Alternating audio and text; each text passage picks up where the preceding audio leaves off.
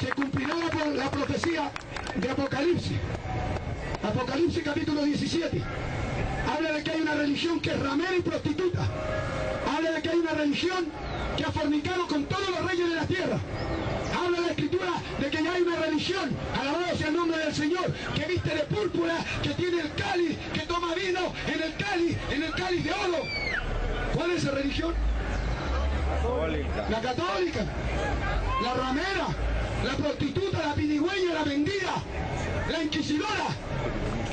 ¿Cuál es esa? La mendiga, la limosnera, la asesina, la pervertida, la corrupta. Esa es la Iglesia Católica. Que el Señor reprenda al diablo. Amén. Porque cuando yo quiero ofenderlo a usted, y cuando quiero ofenderlo bastante, le digo que su madre es una prostituta. Eso significa simplemente rabia, odio que hay en el corazón. Y cuando quieren insultar a una persona, le insultan a la madre. O al papá. Pero eso no aparece en la Biblia. La Biblia habla del anticristo, habla de la bestia. Pero jamás nunca habla que la bestia es el Papa o el vicario de Cristo o el jefe de la iglesia.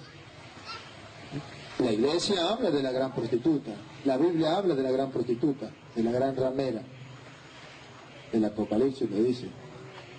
Pero en ninguna parte habla de que sea la iglesia católica, o la iglesia de Cristo, o la iglesia. No, eso no lo dice la Biblia. Esos son inventos de aquellas personas que tienen el arte de engañar, que seducen a los demás con mentiras y con falsedad, y que insultan para que la gente agarre odio, rechazo hacia la iglesia de Jesucristo. Como ellos no pueden tener la dicha de estar en la única iglesia que Cristo fundó, sino que ellos están en la iglesia que fundaron los hombres, no le queda otra sino mal poner. Ustedes saben que esa es el arma de aquellos que no tienen la razón. Insultar, malponer al otro. ¿Para qué? Para que nadie se vaya con él. Pero eso no lo dice la Biblia. La Biblia sí habla de la gran ramera, de la gran prostituta. Sí habla del Papa. Perdón, sí habla del anticristo. Sí habla de la bestia, pero no dice que es el Papa. Incluso, si quieren les voy a dar algunos datos curiosos para que ustedes lo busquen. Y le voy a responder pues con la Biblia. Vamos a ver si la Biblia habla verdaderamente que el Papa es la bestia o el anticristo. Vamos a ver qué dice la Biblia de eso. Usted te preguntó, agarre la Biblia. Ajá. Vamos a leer 1 de Juan capítulo 2, versículo 18. 1 de Juan capítulo 2, versículo 18. Esta es la última hora. Ustedes han oído que viene el anticristo. Ustedes han oído que viene el anticristo. Y ustedes no lo han escuchado. Y de paso le ponen así, ¿no? Yo me río porque para el año 2000 decía, el mundo se va a acabar y el Papa que viene va a ser negro y es el anticristo. Se murió Juan Pablo II, vino Benedicto y le salió más blanco que los otros. Y después Benedicto se va, ahora sí viene el Papa negro. Le salió Francisco Blanco otra vez. Pero vamos a ver qué dice la Biblia. ¿Ustedes han escuchado que vendrá un anticristo? Sí, lo hemos escuchado. Y lo hemos escuchado en la boca de los protestantes. Viene el anticristo, es el Papa. Ay, no, eso es lo que ellos dicen, pero que alguno me muestre con la Biblia que es el Papa. Listo, ya se acabó el lío. Miren lo que dice la Biblia. Estamos leyendo la palabra de Dios. El creyente es el que cree en la palabra de Dios. Y el que le cree a los falsos profetas por ahí en la calle se llama creyón, pero no es creyente. Dale. Hijo mío, ¿has escuchado que vendrá un anticristo? Dale. Pues bien, ahora han aparecido muchos anticristos. Entonces, según San Juan, el anticristo no es uno. Anticristos, muchos. No es uno. Quítense la idea que el anticristo es uno. El anticristo son muchos, varios. Vamos a ver quiénes son. Por eso sabemos que es la última hora. Ellos salieron de entre nosotros. Aquí está la primera característica. Los anticristos. ¿Cómo sabemos que son anticristos? Salieron de entre nosotros. Pregunto, ¿el Papa era protestante y se metió a católico? Entonces, porque podría decir, si el Papa era anticristo, aquí dice la Biblia, era evangélico, después era protestante y se metió a católico. No, no. Ahora, si ustedes captan, la Biblia dice, el anticristo era de los nuestros, es decir, pertenecía a la iglesia de Jesucristo, a la iglesia de los apóstoles de Cristo, y un día se salieron. Díganme, ¿de dónde salieron los protestantes? De la iglesia católica. Eran de los nuestros, pertenecían a la iglesia católica, y no es porque yo lo diga, escúchenlos predicar para que vean. Cuando yo era católico, vivía en la oscuridad y ahora, gloria al Señor, aleluya, vivo en la luz. En la Biblia dice, ahí voy a reconocer que es un anticristo, porque era de los nuestros. Siga.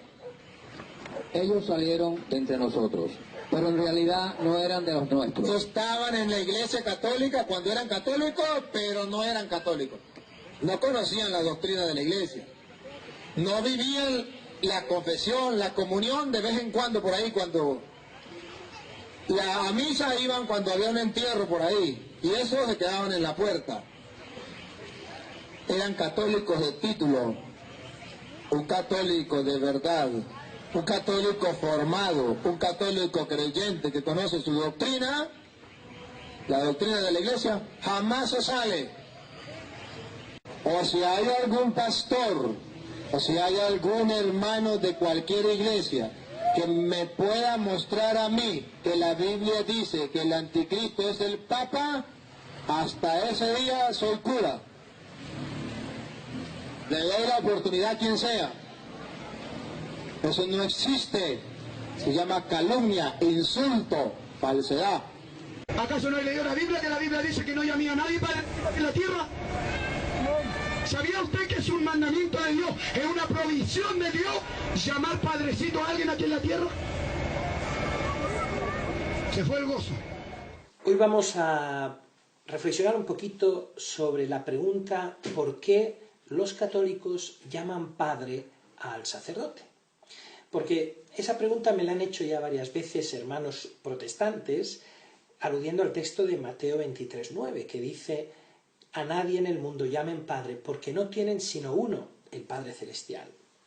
Volvemos de nuevo al problema de tratar de leer la Escritura atándose al texto y olvidando tres cosas fundamentales: el contexto de ese texto, la intención del autor y algo muy importante, la tradición de la Iglesia desde los orígenes cuando ha leído e interpretado ese texto.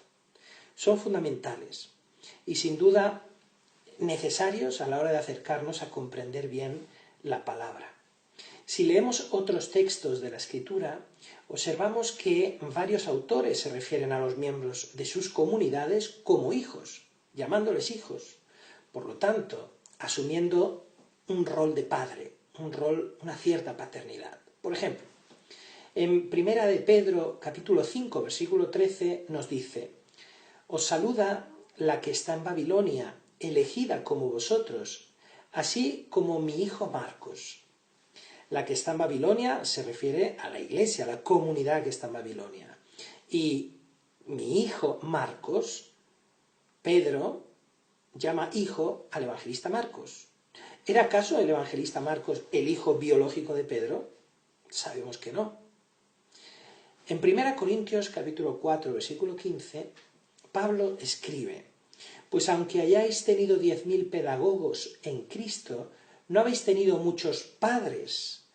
He sido yo que por el Evangelio os engendré en Cristo Jesús. Pablo asume el rol de padre espiritual de esa comunidad de Corinto. El mismo Pablo, en la carta a Filemón, en el número 10, Se refiere a Onésimo como su hijo, no biológico, sino espiritual. Dice, te ruego en favor de mi hijo, a quien engendré entre cadenas. Onésimo. El propio San Juan, en la primera carta, no cesa de llamar a sus discípulos hijos. Por ejemplo, primera de Juan, capítulo 2, versículo 14, os he escrito a vosotros, hijos míos, porque conocéis al Padre. Os he escrito, padres, porque conocéis al que es desde el principio. En el 1 Juan, capítulo 2, versículo 1, dice, hijos míos, os escribo esto para que no pequéis. Primera de Juan, capítulo 2, versículo 12, dice, os escribo a vosotros, hijos míos. En primera de Juan, capítulo 2, versículo 28, y ahora, hijos míos, permaneced en él. Y primera de Juan, capítulo 3, versículo 7, hijos míos, que nadie os engañe. Y así podríamos citar muchísimos ejemplos, tanto del Antiguo como del Nuevo Testamento, donde se hace mención a ese parentesco espiritual entre padre e hijo. Ese parentesco que no es consecuencia de la biología, sino que es fruto de la atención y el cuidado espiritual. Precisamente por ese motivo, el sacerdote que tiene la misión de cuidar y alentar a su comunidad ejerce de alguna manera esa paternidad espiritual. ¿Cómo debemos entender entonces este capítulo 23, versículo 9 de Mateo? Pues muy importante, sin olvidar el contexto fundamental, sin olvidar el contexto y aquellas tres cosas que hemos dicho: contexto, intención del autor y tradición de la Iglesia en su interpretación. En el capítulo 23 de Mateo, ¿cuál es el contexto de esa frase? Jesús recrimina a quienes se autoerigen a ellos mismos como maestros, padres o doctores ante los demás. Todo el capítulo 23 es una denuncia de esa soberbia con la que escribas y fariseos se convierten en jueces de su pueblo, considerándose a sí mismos como maestros, como padres y doctores de la ley. La paternidad espiritual no es algo que uno mismo pueda arrogarse, sino que es el Señor, el que envía y el que se sirve de unos para atender y cuidar a otros. Cierto es que la paternidad espiritual no es algo exclusivo de los sacerdotes. A lo largo de la historia la Iglesia se ha visto enriquecida por hombres y mujeres consagrados y laicos que han ejercido esa paternidad y maternidad espiritual, enriqueciendo a comunidades enteras y al pueblo de Dios en general. De nuevo, en este asunto, como en tantos otros, la conclusión que debemos sacar es que no se puede ir al texto de la Escritura sin contemplar el contexto y la tradición de la Iglesia en su interpretación. Y trajeron a Guadalupe, a esa vieja sarnosa, la Guadalupe, vieja piñiñenta, la trajeron a esta capital. Y los católicos hacían detrás de la Guadalupe. ¡Ay, Guadalupe! ¡Madre de México! Y si es de México, ¿qué está haciendo aquí? ¡Guadalupe! ¡Guadalupe! ¡Cúmpleme los deseos! ¡Guadalupe! ¡Ayúdame a ser más fornicario, más adúltero! Eso le falta. Así andan detrás del muñeco de yeso. Así andan detrás de un poco de estuco. ¿Cuántos dicen amén? Yo le hago una pregunta, amigo católico. Aquí estamos en el centro del catolicismo. Aquí hay más catolicismo que en cualquier ciudad. En cada cuadra tenemos 2, 3 iglesias. Pero no es porque la gente tanto ame la iglesia. No es porque la gente respete tanto el catolicismo. Es porque se lo impusieron. Es porque le impusieron el catolicismo. Ahora, yo te hago una pregunta, amigo católico. Si tú le conversas a la Virgen, ¿ella te responde? Si te responde, pásame la Guadalupe. Pásame la Guadalupe. Dice que le responde. ¿Dónde está el que dice que le responde? Aquí está la Guadalupe. Clámala, háblale. Quiero escuchar si te responde. A ver, Guadalupe. El amigo aquí dice que tú hablas. Guadalupe, ¿verdad que tú estás viva? ¿Estás hablando? ¿Quién dijo que hablaba? Guadalupe. Guadalupe, ¿te quedaste dormida? Guadalupe, habla. No habla. Guadalupe, ¿qué pasó? Amigo católico, aquí está la Guadalupe. Guadalupe, ¿me puedes contar si es verdad que tú eres intercesora? Guadalupe, ¿eres intercesora?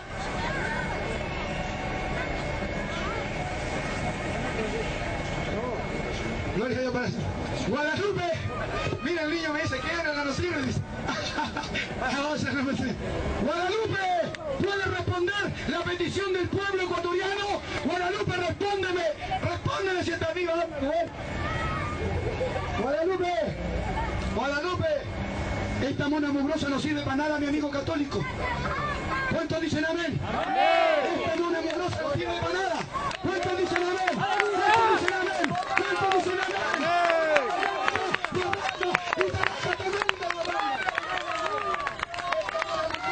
No sirve para nada. ¿Cuál más? ¿Cuál hay más? ¿Qué otra virgen hay por aquí? ¿Qué otra virgen hay por aquí? La del 15. ¿La del 15? ¡Ay! Pero la del 15 es gloriosa. Cámbiale las pilas a esto.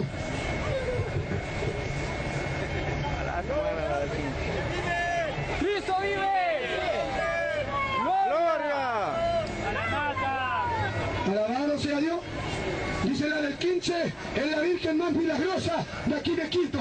¡Ay! Es que allá en el 15 le han hecho proezas, le han hecho ruegos, y la virgen del 15 le ha hecho los milagros. Préstame la del 15 para acá. Dice que le quebraron las manos. Mira, pobre Dios, está sin manos. Aquí está la del 15. ¿Conocí esta mona de yeso? ¿Conocí esta mona? Esta es la virgen ¿de cuál? 15. Oye, ¿tú hablas? Virgen del 15, ¿puede salvar a los pecadores? ¿Puede salvar a los pecadores? ¡Sálvate sola! ¡Que se salve sola! ¿Cuánto dice la ley? ¿Cuánto dice la ley? ¡Honra que había Samanda, que ahora no se pudo salvar sola! ¡Si es un Dios, que se salve! ¡Si es un Dios, que se salve! Ahora bien, por no conocer cuál es la doctrina de la Iglesia Católica, muchas personas calumnian a los católicos. Los calumnian. Porque calumnia es decir mentiras. Y llegan a decir unas barbaridades como, por ejemplo, que nosotros creemos que un muñeco de yeso sea Dios. Eso no lo cree nadie. Y nosotros no estamos locos para creer que un muñeco de yeso sea Dios. Eso no lo creemos nosotros. Lejos de nosotros eso. Sin embargo, hay personas que lo afirman con tanta seguridad que hay católicos que llegan a creer que verdaderamente están creyendo que Dios es un yeso o una imagen. A veces hay hermanos evangélicos que no saben qué es adorar. Y por eso simplemente confunden a la gente. Dicen, ustedes adoran las imágenes. Claro, como no saben qué es adorar, dicen que nosotros adoramos las imágenes. Una vez tuve la oportunidad de hablar con un hermano que afirmaba estas cosas. Por cierto, era un pastor. Y él me decía, varón, yo no estoy calumniando. Yo estoy seguro de lo que estoy diciendo. Ustedes los católicos adoran las imágenes. Y yo le decía, pastor, ¿usted me puede dar una prueba por la cual yo pueda comprender lo que usted dice de que nosotros adoramos las imágenes? Dijo, fácil. Vaya a cualquier iglesia y vea a la gente entrar. Vean las viejitas, ¿para dónde pasan las viejitas?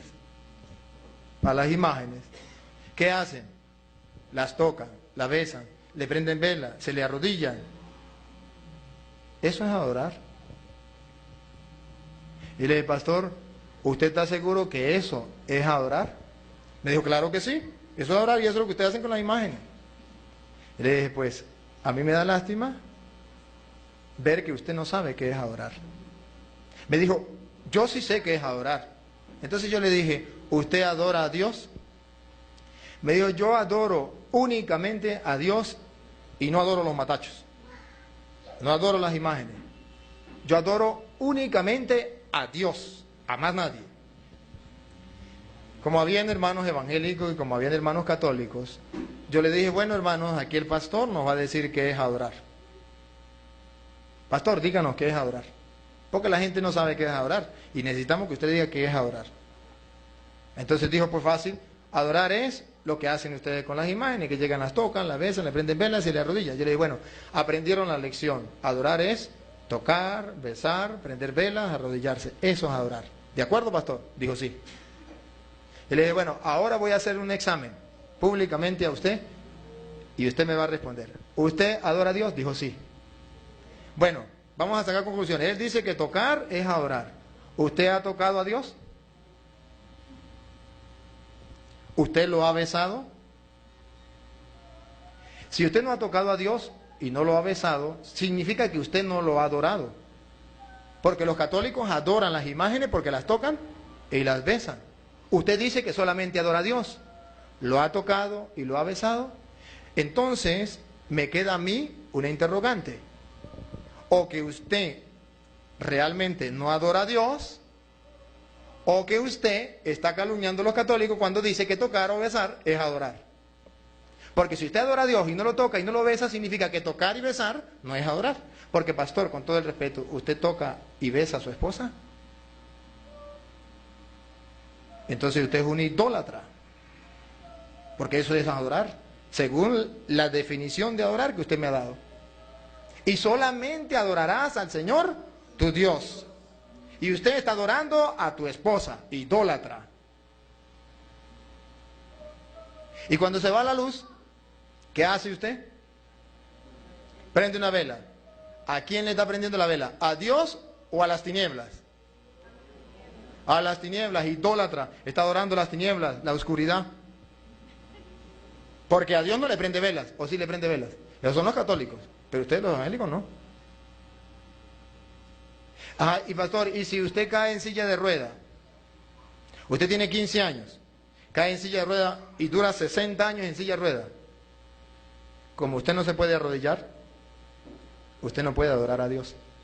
Porque arrodillarse es adorar. Y como usted está en silla de rueda y no puede arrodillarse, usted ahí se muere sin adorar a Dios. Porque arrodillarse es adorar. Y usted no puede arrodillarse. El hombre se quedó pensativo y dijo, pues varón, entonces yo no sé qué es adorar. ¿Usted me puede decir qué es adorar? Entonces yo le dije a los otros hermanos que estaban allí, ayúdennos, ¿qué es adorar? Y entonces uno por allá, adorar es amar. De yo le preguntaba, ¿entonces usted adora a su mamá? Porque usted la ama. Y dice la Biblia, ¿a Dios solamente? Adorar es algo exclusivo para Dios, que no se le puede dar a otra persona, solo para Dios. Adorarás solamente al Señor, tu Dios, más nadie. Adorar es creer. Y cuando usted cree en el médico, en lo que le dice el médico, ¿usted lo está adorando? Eso no es adorar. Eso no es adorar. ¿Qué es adorar? Por no saber qué es adorar, los hermanos evangélicos calumnian a los católicos. Los calumnian. Y los católicos, por no saber qué es adorar, nos dejamos calumniar. Y decimos, uy, sí, los evangélicos tienen razón. Sí, tienen razón. Nosotros como que sí adoramos la imagen. Pues claro, es verdad, nosotros vamos a la iglesia y llegan las viejitas y tocan, se le arrodillan y le prenden velas. Eso lo vemos. Y ya algunos de la renovación carismática no permiten tener imágenes, ¿verdad? Porque están adorando. No saben lo que es adorar. Adorar es algo más grande que eso, más profundo que eso. Y es solamente a Dios. Vamos a ver en la Biblia qué es adorar. En la Biblia. Para que el evangélico no diga, esas son palabras del cura. Esas son palabras de hombres. No, muéstreme usted en la Biblia qué es adorar. Y si usted no me muestra, yo sí le muestro qué es adorar. Lo voy a mandar a un pasaje conocido por ustedes, que es el del becerro de oro. ¿Se acuerdan? El becerro de oro. Ese está en Éxodo capítulo 32, versículo 1 y siguiente. Ahí dice que el pueblo adoró. ¿Sí o no? ¿Adoró qué? El becerro de oro. ¿Y eso está bien o está mal? Está mal. Es un pecado. Es un pecado. Ahora vamos a ver qué fue lo que hizo el pueblo. ¿Qué fue lo que hizo el pueblo? Porque realmente el pueblo adoró y no podemos decir que no. El pueblo lo adoró. Y entonces vamos a comparar si nosotros hacemos eso con las imágenes. Y si nosotros hacemos exactamente lo que hizo el pueblo con la imagen del becerro de oro, entonces nosotros también somos idólatras. Y al ser idólatras estamos cometiendo un pecado mortal. y tendrían razón los hermanos. Pero vamos a ver qué fue lo que el pueblo hizo. Y lo que el pueblo hizo se llama adoración. Porque adoraron un becerro de oro. Vamos a ver. Vamos a ver. Uno, aquí tengo este compañero para que lo lea. Uno en adelante, uno en adelante. Al ver los israelitas que Moisés tardaban en bajar del monte, se juntaron alrededor de Aarón y le dijeron: anda, haznos dioses que nos guíen, porque no sabemos qué le ha pasado a este Moisés que nos sacó de Egipto. Y Aarón le contestó: quítenle a sus mujeres, hijos e hijas los aretes de oro que llevan en las orejas, y tráiganmelo aquí. Todos se quitaron los aretes de oro que llevaban en las orejas y se los llevaron a Aarón, quien los recibió y fundió el oro, y con un cincel lo trabajó hasta darle la forma de un becerro. Entonces todos dijeron... hasta ahí. ¿Hasta ahí había pecado el pueblo? No lo habían adorado. Hasta ahora lo estaba haciendo, lo terminó de hacer, todavía no lo había adorado. Hasta ahora era una imagen. Hasta ahora era una imagen. No lo habían adorado. De aquí para adelante es lo que viene la adoración. Y va a ser aquí donde vamos a ver si ustedes y yo adoramos las imágenes. Hacemos lo mismo que hizo el pueblo. A ver, ¿qué hizo el pueblo? Israel, este es tu Dios. El primer paso de la adoración es que usted crea que es Dios. Eso significa adorar. Creer que es Dios. Me convenzo, estoy totalmente convencido que esta persona, esta cosa o este animal es Dios. Le doy el rango, si quiere, de Dios, le doy, todas las características, atributos de Dios, se lo doy a esta persona, a esta cosa o a este animal. En este caso, era a una imagen. Y el pueblo dijo: Israel, este es tu Dios. ¿Sabe qué decía el mandamiento? No tendrás otro Dios. ¿El pueblo por qué pecó? Porque dijo: Israel, este es tu Dios. ¿Ese era el Dios? No. ¿Por qué pecó? Porque dijo: este es tu Dios. Y el mandamiento era: no tendrás otro Dios, porque yo, el Señor tu Dios, soy un Dios celoso. Claro, al poner otro Dios, entonces Dios se enfada contra el pueblo, porque están adorando. Por eso dice: adorarás solamente al Señor tu Dios. Es decir, creerás solamente en el Señor tu Dios como ser supremo, como divinidad, como deidad. Ahora pregunto, cuando usted se acerca a la imagen de la Virgen, ¿usted está convencido, plenamente convencido y seguro que esa imagen es Dios? No. Eso sería un pecado mortal, sería idolatría.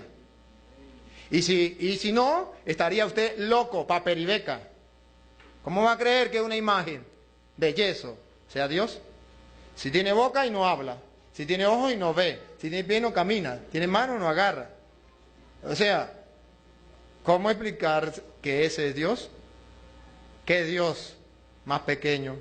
¿Qué Dios más simple? ¿Qué Dios muerto? Es un Dios muerto. Nosotros no creemos que una imagen sea Dios. Nosotros creemos que una imagen es una representación de. Pero estamos muy seguros de que no es. ¿Dónde está Dios? En el cielo y en todas partes. ¿Ustedes pueden ver a Dios? No. Nuestro Dios es invisible, no se ve. Nuestro Dios es invisible, no se ve. Está en todas partes. Y nosotros creemos en Dios, en un solo Dios, todopoderoso, creador del cielo y de la tierra. ¿Es que acaso no lo decimos en el credo? Creo en Dios, Padre todopoderoso, creador del cielo y de la tierra. O sea, no estamos creyendo en una imagen. No estamos creyendo que una imagen sea Dios. La primera parte de la adoración. Lo más fuerte de la adoración es estar yo convencido de que eso es Dios. Los evangélicos dicen: ustedes están convencidos que las imágenes son Dios. No, te engañas. calumnias. ¿Cómo vas a saber tú mi mente y mi corazón? Es como si yo le dijera a este hermano, hermano, usted está convencido de que este forro es blanco. ¿Verdad que usted está convencido que este forro es blanco? No. Sí, chico, usted está convencido que este forro es blanco. ¿Cómo me dice que no? Sí es blanco, ¿verdad que sí? Sí. Mire cómo lo convencí facilito. Así hacen los evangélicos. Así hacen los evangélicos. ¿Usted está convencido que esa imagen es Dios? Usted dice, no, lejos de mí, Ave María Purísima, digo uno por allá. El evangélico dice, claro que sí. Usted está convencido que ese es Dios porque usted lo toca, porque usted lo besa, porque usted se le arrodilla. Y usted termina diciendo, oh, pues sí, pues sí. Le hizo creer que esto era blanco. Eso se llama lavado de cerebro. Eso se llama lavado de cerebro. Que la persona no lo dejan pensar, sino que le dice, usted cree esto porque yo lo digo, aunque la persona no crea eso. Ningún católico cree que esa imagen de la Virgen, si se cae de yeso, no se parte. O que si le mete candela, no se quema. O que coma y beba. Ninguno cree que come y bebe, que tiene vida. Todos sabemos que es un yeso ahí, que Dios ni que nada. Una obra de arte es una simple imagen, una representación. ¿Ves? Pero el lavado de cerebro es hacerle creer que usted está convencido que eso es Dios. Y aunque usted no esté convencido como él, para no se quedar mal al otro, dice, sí es verdad, sí es verdad. Y repite entonces como un loro. Diga que esto es blanco, sí, eso es blanco, eso es blanco. ¿Eh? Ahora bien, para ahorita continuamos lo que estoy explicando de la adoración. ¿Por qué? Porque vamos a diferenciar de una vez lo que es una imagen de un ídolo. Un ídolo. Pregunto, ¿esto qué es? Esto es un micrófono. Otra pregunta, ¿esto podría llegar a ser un ídolo? ¿Sí o no? Ah, entonces no estamos claros que es un ídolo. ¿Qué es un ídolo? ¿Ah?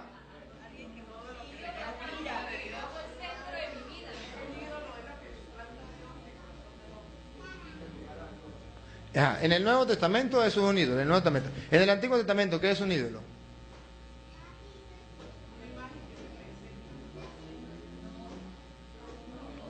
¿Qué es un ídolo? Un dios. Un ídolo es un dios. El único problema es que es falso. Ese es el único problema. Es como, es un dios. Lo único que es, falso. A un dios falso se le llama ídolo.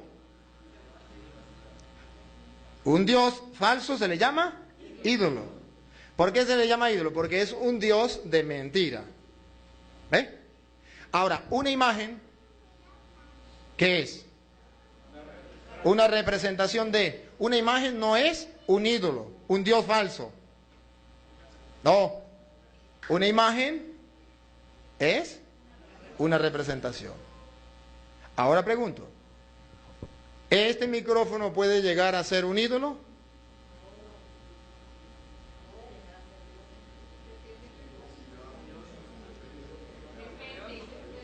Depende, a ver hermana, ¿qué depende de qué?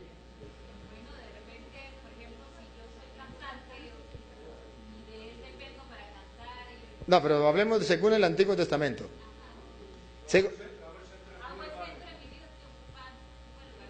Eso es según el Nuevo Testamento, porque la idolatría en el Antiguo Testamento es de una manera y en el Nuevo Testamento es de otra.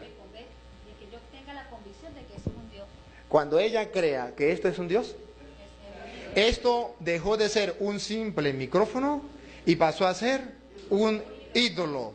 Porque hay una persona de en medio del grupo convencida de que esto es Dios. Y como esto no es Dios, entonces todos ustedes saben que no es Dios, pero ella cree que es Dios. Como es un Dios, porque ella lo dice que es un Dios y ella está convencida que es Dios, pero ustedes están convencidos de que no es y realmente no lo es, entonces recibe el nombre de ídolo. Un ídolo es un Dios que no es Dios, pero que se llama Dios porque alguien cree que es Dios. ¿Me expliqué? Mientras que Dios es Dios, no porque usted crea que es Dios. Aunque usted no crea en Dios, Dios sigue siendo Dios. ¿Me captan la idea entre el Dios verdadero y el Dios falso? El Dios verdadero es Dios, aunque usted no crea en Él. el Dios falso no es Dios hasta que usted no crea que Él es Dios. Y cuando usted crea que Él es Dios, entonces Él agarra un nombre que se llama ídolo, que significa un Dios, pero de mentira, de mentira. Por ejemplo, ahí está, traigamos el ejemplo de la indígena. Vamos a suponer, por allá hay un lugar donde la vaca es un Dios. Pregunto, ¿qué es la vaca para ustedes? Un animal que da leche, que come pasto y que usted cuando tiene hambre se lo come. Lo mata y se lo come, lo alimentamos. Eso es, aquí para nosotros, una vaca. Pero si llega una persona de allá, donde cree que la vaca es Dios, ¿qué pasa? Esa vaca ya no es una vaca. Sí es una vaca, pero ahora agarró una característica más. Es un ídolo. Porque hay alguien que cree que es Dios. Eso es un ídolo. Entonces, un ídolo es un Dios falso. Una imagen de la Virgen, si hay alguien que crea que esa imagen es Dios, que esa imagen hizo el cielo y la tierra, el mar y cuanto lo llena, que esa imagen es nuestro Salvador, que nos hizo, que nos formó, que come y bebe y está vivo, y lo reconoce como Dios, entonces o está loco de perinola, paperibeca, o está cometiendo un pecado mortal de idolatría. ¿Por qué? Porque está creyendo que ese matacho es un Dios, y ese matacho no es Dios. Es una imagen, es una representación. Listo. ¿Me captan un poquito la idea, la diferencia entre ídolo e imagen? Esto no lo saben los hermanos evangélicos. Entonces el hermano evangélico dice, toda imagen es un ídolo. Y la Biblia prohíbe tener imágenes, ídolos. Entonces yo me lo vacilo. Y le digo, a ver, sáquenme un billetico de esos de 5 o de 10. ¿Y qué tiene ahí? Un dibujo. ¿Y cómo se llama ese dibujo? Una imagen. Ah, pero eso no es pecado. ¿Por qué no es pecado si la Biblia dice que no haga imagen? Es más, dice que no haga imagen de lo que hay arriba en el cielo y de lo que hay abajo en la tierra. ¿Y ese de dónde era? De abajo de la tierra. ¿Se está pecando? ¿Usted no tiene la foto de su mamá o la foto suya? Ajá, y entonces tener eso es un pecado? No. ¿Creer que eso es Dios? Si es un pecado de idolatría. Es un ídolo, porque yo creo que eso es Dios. Mientras que yo no crea que es Dios, yo puedo cargar ese billete, yo puedo cargar la fotografía, yo puedo inclusive decirle, mamá, cuánto te amo, mi vieja querida, besar el pedazo de papel, pero en el fondo de mi ser, yo le estoy expresando mi sentimiento a mi madre, no a ese papel ahí. Solo por eso, porque es la madre de Dios. Esa estatua no es madre de Dios. No. Escúchame entonces. Dice la gente, Dios no tiene madre. dice la gente, Del principio al fin. dice, ¿por qué no respetan a la madre de Diosito? ¿Quién te dijo que Dios tenía mamá? ¿Te dijo que Dios tenía mamá? ¿Acaso Dios no comienza en el principio y Él dice, yo soy el que soy antes de la creación? Dios ya existía. ¿Cuánto dicen amén? ¿Cuánto dicen amén? Una de las cosas que nos dicen continuamente la gente de otras iglesias es ¿por qué la iglesia le dice a María Madre de Jesús, Madre de Dios? ¿Por qué la iglesia dice María Madre de Dios? Y me dicen los protestantes, María no es la Madre de Dios, María es la Madre de Jesús. No sé si alguna vez ustedes se lo han dicho. ¿De dónde saca la iglesia el título de la Virgen María de Madre de Dios? Una vez yo hablando con un pastor amigo mío bautista me di cuenta que él pensaba que nosotros decíamos que María era la que había creado la Santísima Trinidad. Y yo le dije, hermano, pues Dios, ¿cómo nosotros vamos a pensar que María creó la Santísima Trinidad? La Santísima Trinidad es preexistente, es Dios. Nosotros decimos que una de las personas de la Santísima Trinidad, la segunda persona de la Santísima Trinidad, que era de forma espiritual, porque Jesús, cuando era el verbo, era espiritual. Esa segunda persona de la Santísima Trinidad tomó carne, ¿dónde? En el vientre de María. María no lo creó, María lo engendró. Son dos cosas totalmente diferentes. Y yo le decía a él, por pura lógica, ¿cómo se llama una mujer que que crea un niño en su vientre? Lo tiene 9 meses, lo da a luz, le da de mamar, lo hace crecer, lo enseña a caminar. ¿Cómo se llama esa mujer? ¿Hay alguna otra posibilidad? Entonces yo le decía, por pura lógica.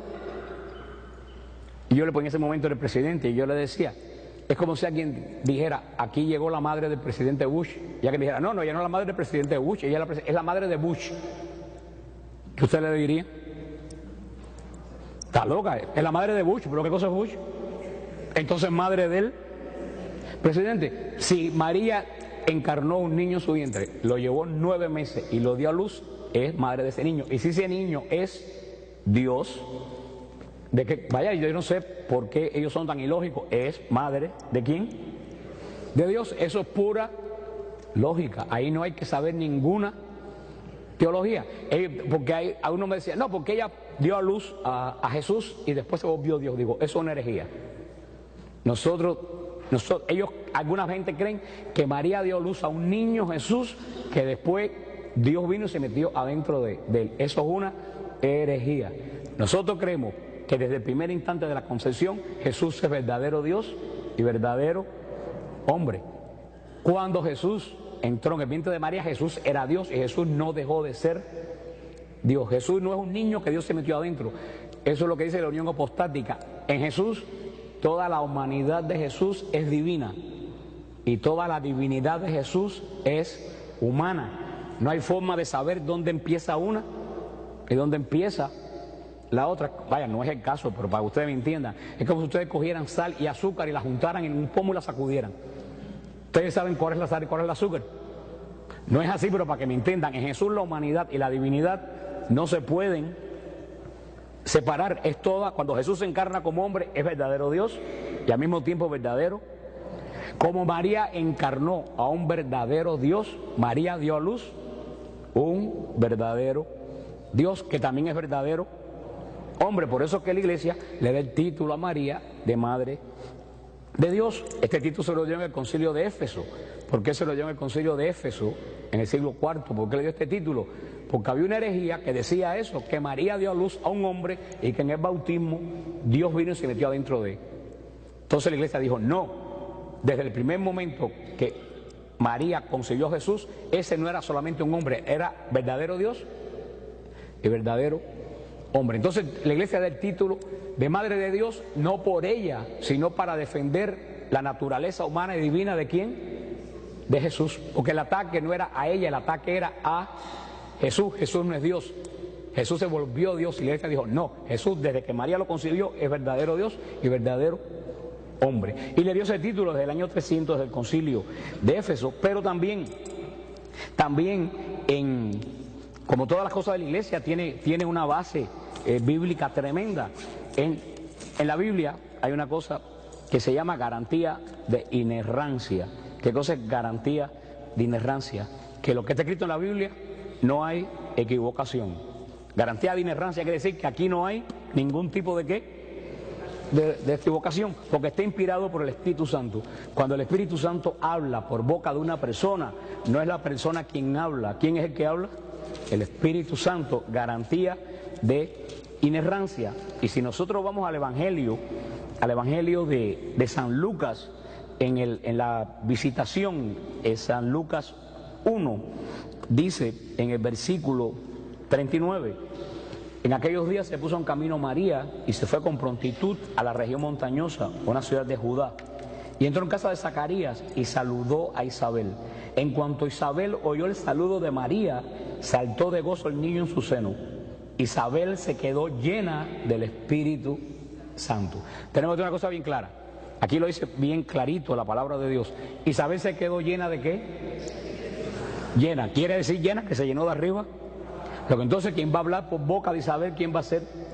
El Espíritu Santo. Va a hablar por boca porque Isabel está llena del Espíritu Santo. Lo que va a decir Isabel no puede haber ningún tipo de error porque está hablando del Espíritu Santo. Pero hay una cosa muy curiosa aquí que no tiene que ver con lo que estamos diciendo, pero que es referente a la Virgen María. Fíjate, dice que Isabel se llenó del Espíritu Santo cuando ¿qué? Cuando sintió la presencia de Jesús No, cuando oyó la voz de María fue lo que hizo que Isabel se llenara del Espíritu Santo. Mira tú qué clase de poder hay en esta mujer, María. ¿Por qué hay ese poder en María? Porque en la anunciación el Espíritu Santo la cubrió con su sombra, lo vamos a ver después. María es la llena del Espíritu Santo. Y como yo le explicaba la vez anterior, si yo tuviera un vaso de agua lleno aquí y voy a bajar la escalera corriendo con el vaso lleno hasta el tope de agua, ¿qué es lo que sucede? Se riega. ¿Por qué se riega? Porque está lleno. Si María está llena de Espíritu Santo, pues donde pasa María, ¿tú sabes lo que deja? Espíritu Santo. Por eso Isabel oye la voz de María y se llena del Espíritu Santo. ¿Garantía de qué? ¿Se recuerda? De inerrancia. Dice, en cuanto oyó Isabel el saludo de María, saltó de gozo el niño en su seno. Isabel quedó llena de Espíritu Santo y exclamó a gritos, bendita tú entre las mujeres y bendito el fruto de tu seno. ¿De dónde a mí que venga a verme la madre de mi Señor? El Espíritu Santo, no Isabel, el Espíritu Santo, porque Isabel está llena del Espíritu Santo. ¿Cómo el Espíritu Santo llama a María la madre de mi Señor? Si ustedes tienen la Biblia con ustedes, si ustedes traen la Biblia con ustedes, quiero que miren esa palabra, mi Señor. ¿Con qué S está puesta mi Señor? ¿Con qué S? S mayúscula, no está puesta con S minúscula, está con S mayúscula. Lo que entonces no es el Señor San José, ni es el Señor Zacarías, porque si es el Señor San José o el Señor Zacarías, ¿con qué S estaría puesto? Con S minúscula. La Biblia solamente pone con S mayúscula a un solo Señor. ¿A qué Señor pone la Biblia con S mayúscula? Entonces, ¿qué está diciendo el Espíritu Santo? Eso así está puesto en las Biblias protestantes. ¿Qué está diciendo el Espíritu Santo por boca de Isabel? Qué favor que venga a mí la madre de mi Señor. Quiere decir, la madre de mi Dios. Pero si ustedes van al original griego, el original griego dice Isabel. Qué favor que venga a mí la madre de Curios. Pero cuando tú vas, Curios o Kyrios es la traducción griega de la palabra hebrea Adonai.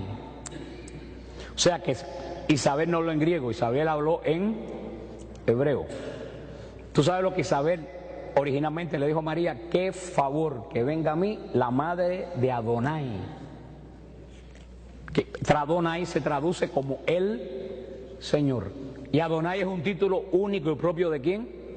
Entonces el Espíritu Santo le llama a María la madre de ¿quién? De Adonai, la madre de Dios. Y ahí es que es lo que hay garantía de inerrancia. El Espíritu Santo es el primero que proclama a María madre de Dios. Así está en las Escrituras, en San Lucas 1, sobre todo en el versículo 43. Ya desde el siglo III de nuestra era, Orígenes, uno de los grandes escritores teológicos de la iglesia, en el siglo III, Orígenes es el primero que llama a María la Teotocos. No sé si ustedes alguna vez han oído hablar de esa palabra. Teotocos, es una palabra la más hermosa que se le aplica a la Virgen María. Teotocos quiere decir madre de Dios. Teos es Dios y tocos es alguien que genera la vida, la que engendra una vida. Por eso la ciencia que se ocupa del parto y todas esas cosas se llama tocología en griego, porque viene de madre. La Teotocos llama Orígenes a María. Desde el siglo III, la iglesia ya hay constancia que desde el siglo III se le da ese título a María. Y verdaderamente este título la Virgen no solo se lo merece porque está en la Escritura, porque lo dice el Espíritu Santo, revela verdaderamente cuál es la función de María. Y es lo que muchas veces yo he oído decir a protestantes en el radio, y esa palabra nunca se me olvida porque yo la encontré tan insultante, que dijo que María era un vaso desechable. Dijo este pastor, María es un vaso desechable. Porque él dijo, un vaso desechable, eso de styrofoam, que tú tomas agua, ¿qué hace? Y lo botas. Dijo que eso era María. Y yo dije, cuando ese señor dijo que María es un vaso desechable, o sea que Dios la usó y después la botó. Yo digo, esa persona no conoce, no está insultando a María. ¿Tú sabes quién está insultando? A Dios. Porque yo dije, ¿qué concepto tiene uno de un hombre que usa a una mujer le hace un hijo y después la deja. ¿Qué concepto tiene uno de ese hombre? Que no sirve absolutamente para nada. Y tú vas a pensar que Dios le va a hacer a una mujer lo que nosotros consideramos que hace indigno a un hombre. En absoluto. Si Dios desecha a aquella que le dio la vida, hermano, ¿qué se puede esperar para algunos de nosotros que somos pecadores? ¿Qué queda con nosotros? Y es lo que verdaderamente esta gente fuera de toda lógica, no ven las cosas lógicamente. Porque tenemos que pensar una cosa en el papel este de María como madre de Dios. Nosotros, en nuestra genética, nosotros tenemos genes de nuestros padres y de nuestra madre. Por eso cuando un niño nace la gente dice, mira, tiene los ojos del padre, tiene las orejas del abuelo. Y ojalá no diga que se parece a bodeguero, ¿no? Pero siempre le buscamos porque es una combinación, porque tenemos genética de padre y genética de madre. Pero tenemos que tener algo en claro, en Jesús no hay factor humano de hombre, de padre. Jesús tiene toda la divinidad de su Padre Dios y toda la humanidad de ¿quién? De María. Tú me vas a decir que esa persona que le dio toda su humanidad a la segunda persona de la Santísima Trinidad va a ser una persona como otra cualquiera. Tiene que ser una persona verdaderamente escogida de Dios. Yo le decía a ustedes en la clase anterior, si ustedes van al libro del Éxodo, ustedes se dan cuenta que Dios da las instrucciones precisas para hacer el arca. Léanse cómo Dios dice cuánto tiene que tener de largo, cuánto tiene que tener de ancho, hay que revestirla de oro. Y si ustedes leen el Éxodo, dice el Señor que el oro del arca tiene que ser el oro más fino que hay en todo Israel. El Señor se esmeró en que hicieran el arca perfecta como Él quería. ¿Y qué cosa era el arca? Un cajón. ¿Y qué tenía adentro? 2 pedazos de piedra, las piedras de la ley. Si Dios se tomó tanto trabajo para un lugar donde iban a estar las piedras del pacto de la ley, ¿con cuánto más trabajo tiene que haber formado aquella que llevó adentro al único hijo que Dios tiene? Si Dios hizo el arca perfecta, María tiene que haberla hecha perfecta, más que perfecta. Yo creo que es un insulto no a María, es un insulto a Dios. Volviendo a este tema de la perfección de María, que no es por ella, la perfección de María, ¿por quién es?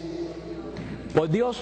Por Dios, ¿cómo Dios va a tomar carne de un cuerpo que está manchado, de un cuerpo que es imperfecto? Dios es el todo perfecto.